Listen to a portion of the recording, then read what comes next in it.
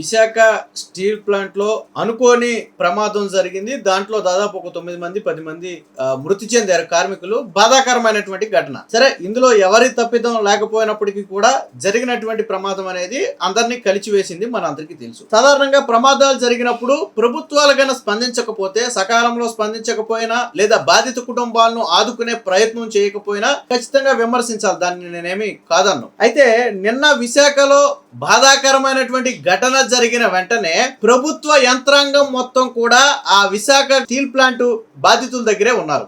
ఎందుకని ఉన్నారు అంటే, వాళ్ళకి భరోసా ఇవ్వాల్సిన బాధ్యత ఈ ప్రభుత్వం మీద ఉంది. మీరు ఆశ్చర్యపోతారు, కేంద్ర ఉక్కు శాఖ మంత్రి కుమారస్వామి కూడా ఘటన జరిగిన 6 గంటల్లోనే ఆయన నేరుగా విశాఖ స్టీల్ ప్లాంట్కి వచ్చి బాధితులతో మాట్లాడారు. ఘటన జరిగిన మొదటి గంటలోపే స్థానిక టీడీపీ నేతలు కావచ్చు, పల్లా శ్రీనివాస్ కావచ్చు, దగ్గరలో ఉన్న వాళ్ళందరూ చేరుకున్నారు. 2 గంటల్లోపే హోంమంత్రి అనిత కావచ్చు, ఇతర అధికారులు కావచ్చు అక్కడికి చేరుకున్నారు. లోకేష్ గారు కూడా పరామర్శకి వెళ్ళారు. సో బాధిత కుటుంబాలతో మాట్లాడారు, వారిని పూర్తిగా ఆదుకుంటామని చెప్పారు. కుటుంబంలో ఒకరికి ఉద్యోగం ఇవ్వడంతో పాటు ఇంకా కొన్ని చెప్పారు. అవన్నీ వేరే విషయం అనుకోండి. అయితే దీన్ని వైసీపీ నీచ రాజకీయం చేయాలని చూడటం మాత్రం దారుణమైనటువంటి విషయం. నేను మొదట్లోనే చెప్పా, ఒకవేళ కూటమి ప్రభుత్వం కన్నా నిర్లక్ష్యంగా వ్యవహరించుండి ఘటన మీద స్పందించకపోయినా, బాధిత కుటుంబాలను ఆదుకునే ప్రయత్నం చేయకపోయినా మీరు నిలదీయొచ్చు, తప్పులేదు. మీరు ఎంత ప్రమాదం జరిగితే మీరు బాధిత కుటుంబాలకి ఎందుకు తగిన న్యాయం చేయలేదు, ఎందుకు మీరు తప్పించి తిరుగుతున్నారని నిలదీయొచ్చు, తప్పులేదు. కానీ నిన్న కొన్ని కార్మిక సంఘాల ముసుగులో సాక్షి విలేకరులను కూడా అక్కడికి పంపి లోకేష్ పరామర్శిస్తున్న సమయంలో నినాదాలు చేయించారు. దానివల్ల ఎవరికి ఉపయోగం నాకు అర్థం కాలేదు. నినాదాలు ఎక్కడ చేయాలి? రాజకీయ నినాదాలు చేయాలి. నారా లోకేష్ దేనికోసం వచ్చాడు? పరామర్శకు వచ్చాడు. అంటే ఘటన జరిగి 24 గంటలు కూడా కాలేదు అప్పటికి. సో ప్రభుత్వం తరపున ఒక స్పష్టమైన హామీ అప్పటికే ఉంది, పూర్తిగా ఆదుకుంటామని చెప్పారు. కుటుంబంలో ఒకరికి ఉద్యోగం ఇస్తామన్నారు. అలాగే ఆ బాధిత కుటుంబాలలో ఎవరైతే చనిపోయారో ఆ కుటుంబాల్లో పిల్లల చదువుకి మేము బాధ్యత వహిస్తామని చెప్పి ఆ స్టీల్ ప్లాంట్ తరఫున వాళ్ళు చెప్పారు. అలాగే ఆ కుటుంబాలు రిటైర్మెంట్ అంటే చనిపోయిన వ్యక్తికి రిటైర్మెంట్కి ఎంత సమయం అవుతుందో అంత సమయం వరకు విశాఖ స్టీల్ ప్లాంట్లోనే వాళ్ళకి క్వార్టర్స్ ఇస్తాము, మేము బయటకు కూడా పంపమని చెప్పారు. సరే, చేయగలిగినంత చేశారు. జరిగింది బాధాకరమైన ఘటన. ఇందులో ఎవరిని మనం నిందించడానికి ఏమీ లేదు. వాస్తవానికి దాదాపుగా 1540 డిగ్రీల వేడున్నటువంటి ఉక్కు ద్రవం ఒక దగ్గర నుంచి ఇంకో దగ్గరికి వెళ్ళే సమయంలో అది పేలింది. సో పేలేటప్పటికి దాదాపు 15-16 మంది కార్మికులు లోన్ ఉన్నారు. ఒక్కసారిగా మీద పడేటప్పటికి సాధారణంగా మనం బాగా వేడంటేనే 100 డిగ్రీలు వేడంటేనే మనం తట్టుకోలేము. ఏదైనా ఉడికే కూర లాంటిది, బాగా కాగే సరసల కాగే నూనె లాంటిది 100-120 డిగ్రీలు ఉంటేనే మనం తట్టుకోలేము, చుండి పడితే బొప్పు వచ్చేది. అలాంటిది 1500 డిగ్రీలు అంటే మనం ఊహించం. మొత్తం బొయ్కులు కూడా మొత్తం మాడిపోయే పరిస్థితి. సో అంత వేడున్నటువంటి ద్రవం పడింది. సో అది ఎవరు ఊహించలేదు. జరిగిన ఘటన బాధాకరమే. తరువాత వెంటనే కూటమి ప్రభుత్వం స్పందించింది. ఫైర్ ఇంజన్లు అక్కడికి చేరుకున్నాయి, అధికారులు చేరుకున్నారు, క్షతగాత్రులు ఇమీడియట్గా హాస్పిటల్కి తీసుకెళ్లారు. ప్రభుత్వం ఆదేశాలు ఇచ్చింది, మెరుగైన వైద్యం అందించాలని ఆదేశాలు ఇచ్చింది. ఇన్ని జరిగినా కూడా నిన్న వైసీపీ ఒక రాజకీయం చేయటమే కాకుండా ప్రాణాలను చులకం చేసేటట్టు మాట్లాడారు. చాలా మంది లోకేష్ కూడా నిన్న బయటకు వచ్చి బాధపడతాయని చెప్పాడు. అరే, నేను పరామర్శించడానికి వెళ్తే ఎంత ఇస్తారో చెప్పండి, ఎంత ఇస్తారో చెప్పండి, ఎంత ఇస్తారో చెప్పండి అంటున్నారు. అంటే మేము ఎంతో రూపాయి 10 రూపాయి ఇచ్చేసి చేతులు దులుపుకుంటే మా పని అయిపోయినట్టేనా అని లోకేష్ ఒక క్వశ్చన్ చేశాడు. ఆయన బాధతో వచ్చాడు అక్కడికి, అంతేగాని వీళ్ళకి ఒక 5 లక్షలు ఇద్దామా 10 లక్షలు ప్రకటిద్దామా ఆ ఉద్దేశంతో రాలా. ఫస్ట్ బాధితులను పరామర్శించాలి, బాధిత కుటుంబాలకు ఒక భరోసా ఇవ్వాలి. ఎందుకంటే వాళ్ళు అనుకోని ఘటన, పని కోసం వెళ్ళినటువంటి ఒక వ్యక్తి తిరిగి రాలేదు అంటే ఆ ఫ్యామిలీ ఎంత బాధపడద్దో, అతని మీద ఆధారపడినటువంటి ఫ్యామిలీ ఎంత నరకం అనిపిస్తుందో నారా లోకేష్కి ఐడియా ఉంది దాని గురించి. సో నారా లోకేష్ దానికోసం వెళ్తే కొంతమంది ఎంత ఇస్తారో చెప్పండి అని చెప్పి అడుగుతుంటే నాకు బాధ కలిగింది. అరే, నేను డబ్బులు ఇచ్చేసి చేతులు దులుపుకుంటే అయిపోద్దా ఇది?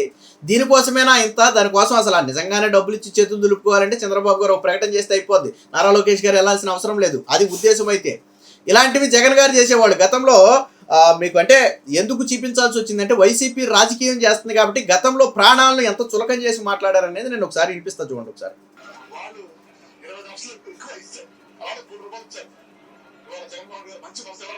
మీరు గతంలో ఇలాగే ఒక ఫ్యాక్టరీలో జరిగినటువంటి ప్రమాదంలో చనిపోతే అప్పట్లో మంత్రిగా ఉన్నటువంటి ఒక వ్యక్తి అవంతి శ్రీనివాసు ఏం మాట్లాడాడండి, ఒక్కొక్కరికి 20 లక్షల రూపాయలు ఇస్తే ఎక్కువ వాళ్ళ ప్రాణానికి, అలాంటిది మేము 1 కోటి రూపాయలు ఇచ్చాము, దీని మీద మీరు విమర్శలా చేసేదని చెప్పి మాట్లాడంటే, ప్రాణాలను డబ్బుతో వెలగట్టినటువంటి నీచమైన బ్రతుకు వైఎస్ఆర్సీపీ పార్టీ. ఆ రోజు వాళ్ళను జరిగినటువంటి తప్పులను ప్రశ్నించి ఎందుకు మీరు దీని మీద చర్యలు తీసుకోవట్లేదు, ఎందుకు అనుమతులు ఇచ్చారు, ఎందుకు దీని మీద సేఫ్టీ ఫీచర్స్ లేవని చెప్పి ఆ రోజు నిలదీస్తే, చనిపోయిన వాడికి ఒక్కొక్కడికి 20 లక్షలు ఇస్తే ఎక్కువ, మేము ₹1 కోటి ఇచ్చాం, ఇంతకంటే ఎక్కువ ఏం కావాలని చెప్పి నాడు మంత్రిగా ఉన్నటువంటి అవంతి శ్రీనివాస్ మాట్లాడారు. అంటే వైసీపీ నాయకుల చిత్తశుద్ధి చెప్పడానికి ఇది ఒక ఉదాహరణ.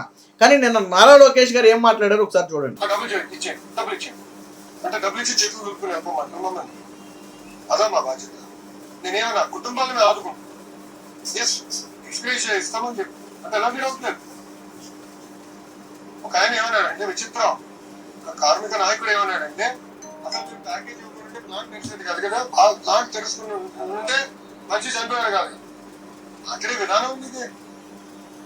మీడియా మిత్రులు ప్రజలు కూడా ఆలోచించండి, ఏంటి ఇప్పుడు నేను వెళ్ళింది ఏంటి, వాళ్ళు అడిగిన ప్యాకేజ్ కన్నా రెగ్యులర్ లిస్టింగ్ ఎక్కువ వస్తుంది. దాని గురించి మరి ఇంకోటి out sourcing contract are permanent అయినా కూడా ఇద్దరికి ఉద్యోగాలు ఇస్తారు, పర్మనెంట్ ఉద్యోగం ఇస్తారు. భారతదేశంలో ఎక్కడ జరగలే. పెద్ద మనసుతో కుమారస్వామి గారు సెక్రటరీ గారితో పోరాడి తీసుకొచ్చారు. ఒక నిమిషం, నేను ఇవ్వాల్సిన అవసరం లేదు, ఆయన పోరాడి తెచ్చారు. అది ఎన్డీఏకున్న.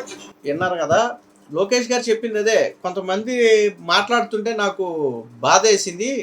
సో మేము వచ్చింది ఎందుకు, వాస్తవానికి ఈ రెగ్యులర్ ఎంప్లాయీకి వీళ్ళు ఎంత అయితే ఇవ్వాలి అని అడుగుతున్నారో అంతకంటే ఎక్కువే వస్తుంది రెగ్యులర్ ఎంప్లాయీకి. అది ఇవ్వడానికి మేము సిద్ధంగా ఉన్నాం. అలాగే భారతదేశ చరిత్రలో ఇప్పటి వరకు లేదు. ఏంటది, ఇలాగ ప్రమాదంలో చనిపోతే వాళ్ళ కుటుంబంలో ఒకరికి పర్మనెంట్ ఉద్యోగం ఇస్తామని చెప్పారు. ఇప్పటి వరకు భారతదేశ చరిత్రలో లేదు. కుమారస్వామి గారు వాళ్ళ సెక్రటరీతో పోరాడి దాన్ని తీసుకొచ్చారు, ఇంప్లిమెంట్ చేస్తున్నాము. ఇది కూటమి ప్రభుత్వానికి ఉన్న చిత్తశుద్ధి. చరిత్రలో ఇప్పటి వరకు లేదు. కాంట్రాక్ట్ ఎంప్లాయీ అయినా పర్మనెంట్ ఎంప్లాయీ అయినా వాళ్ళకి పర్మనెంట్ ఉద్యోగం మేము స్టీల్ ప్లాంట్లో ఇస్తాము. ఎక్స్గ్రేషియా వాళ్ళు అడిగిన దానికంటే ఎక్కువ వాళ్ళకి ఎక్స్గ్రేషియా వస్తుందని చెప్పి లోకేష్ గారు చెప్పారు. అంటే ఇటు పరామర్శ చేశారు, వారి కుటుంబానికి మ్యాక్సిమం ఎంత చేయగలరు అంత చేసే అవకాశం ఉందని పరిశీలించారు. కుటుంబంలో ఒకరికి శాశ్వత ఉద్యోగం కల్పిస్తామన్నారు, ఇప్పటివరకు ఎక్కడా లేదు. సో ఇదైతే నిన్న వైసీపీ దీన్ని ఎలా వాడిందో చూడండి ఒకసారి.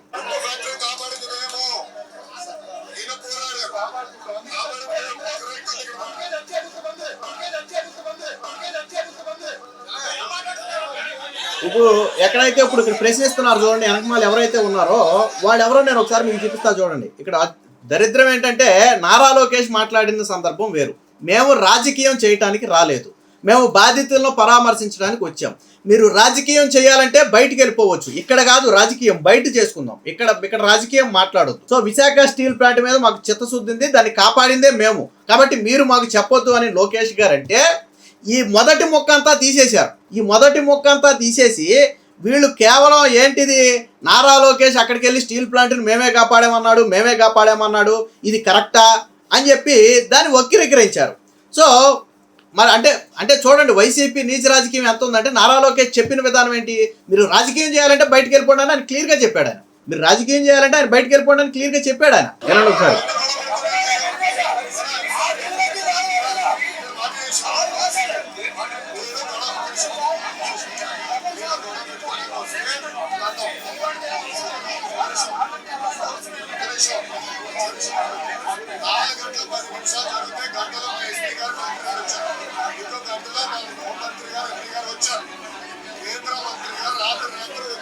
ఉన్నారు కదా, నారా లోకేష్ గారు అన్నదేంటి, మీరు గొడవ పెట్టుకోవాలంటే మీకు నమస్కారం, మీరు బయటకు వెళ్ళిపోండి, మేము గొడవ పెట్టుకోవడానికి ఇక్కడ రాలేదు. ఘటన జరిగిన అరగంటలోనే కలెక్టర్ ఎస్పీ ఇక్కడ ఉన్నారు, గంటలోనే మా హోంమంత్రి ఇక్కడ ఉన్నారు, సాయంత్రానికల్లా కేంద్ర మంత్రి వచ్చారు, తర్వాత మేము అందరం వచ్చాం. సో బాధితుల్ని ఆదుకునే ప్రయత్నం చేస్తున్నామని చెప్పారు. అయితే ఎవరైతే నిన్న కొంతమంది నారా లోకేష్ని ప్రశ్నించే ముసుగులో ఉన్నారో వాళ్ళెవరో ఒకసారి నేను మీకు చూపిస్తా చూడండి. విశాఖ స్టీల్ ప్లాంట్పై కూటమి వైఖరి చెప్పాలని ఏప్రిల్ 24, 2024న సాక్షిలో ఫోటో వచ్చింది. సో ఆ సాక్షి ఫోటోలో వచ్చినటువంటి వ్యక్తి ఎవరైతే అండర్లైన్ చేసి ఉన్నారో వీళ్ళే నిన్న నారా లోకేష్ని ప్రశ్నించే ప్రయత్నం చేశారు. సో ఇదిగోండి జగన్మోహన్ రెడ్డితో ఈ అండర్లైన్ చేసిన ఫోటోల్లో ఉన్నారు చూడండి. వీళ్ళంతా జగన్మోహన్ రెడ్డితో వీళ్ళంతా అండర్లైన్ చేసిన ఫోటోలో ఉన్నారు. అంటే వివిధ సందర్భాల్లో వీళ్ళందరూ జగన్ కలిసిన వాళ్ళు. ఇదిగో నిన్న ఆ ముసుగులో మాట్లాడిన వాళ్ళందరూ వీళ్ళందరూ వీళ్ళు వివిధ సందర్భాల్లో జగన్ కలిసిన వాళ్ళు. అంటే మీకు నిన్న సాక్షిలు కూడా సాక్షి మైకులు పెట్టుకుని తిరిగారు సగం నీట్గా. పాపం వాళ్ళు ఓ కంగారు పడుతున్నారు. సాక్షి మైకులు ఎక్కడ ఎవరు క్యాప్చర్ చేసి దీన్ని బయట పెడతారో, సాక్షి రాజకీయాన్ని ఎక్కడ బయట పెడతారని చెప్పి పాపం వాళ్ళు ఓ తెగ కంగారు పడిపోయారు. ఇదిగో సాక్షి మైకులు పట్టుకుని తిరిగారు చూడండి. ఇదిగో సాక్షి మైకులు. వీళ్ళే నిన్న ఈ మొత్తాన్ని రెచ్చగొట్టి దాన్ని రికార్డింగ్ చేసింది ఎవరయ్యా అంటే సాక్షి. అంటే జగన్మోహన్ రెడ్డితో అంటకాగే వాళ్ళనేమో మామూలుగా జనరల్ ముసుగులో పంపేసి వాళ్ళు ప్రశ్నిస్తుంటే సాక్షి దాన్ని క్యాప్చర్ చేసి నీట్గా వాళ్ళ సాక్షిలో నారా లోకేష్ పై తిరగబడ్డ కార్మిక కుటుంబాలు, లేకపోతే కూటమి ప్రభుత్వాన్ని నిలదీసిన కార్మిక కుటుంబాలు, ఈ టైపు వీళ్ళు స్క్రోలింగ్లు వేసుకున్నారు. వాస్తవానికి జగన్మోహన్ రెడ్డికి చిత్తశుద్ధి ఉంటే లెగిస్తే శివరాజకీయం చేసే జగన్మోహన్ రెడ్డి ఎందుకు రాలేదండి? ఎందుకు పరామర్శకు రాలేదు? ఎందుకు రాలేదు నేను అడుగుతున్నా. అంటే వీళ్ళకి చిత్తశుద్ధి లేదు, రాజకీయం చేయటమే వీళ్ళ చిత్తశుద్ధి. సో కూటమి ప్రభుత్వం వారిని పూర్తిగా ఆదుకునే ప్రయత్నం చేసింది. ఇలాంటి ఘటనలు జరిగినప్పుడు ఇలాంటి రాజకీయాలు చేయటం మానుకుంటే ఇకనైనా మంచిది. Please subscribe to Leo news for more videos.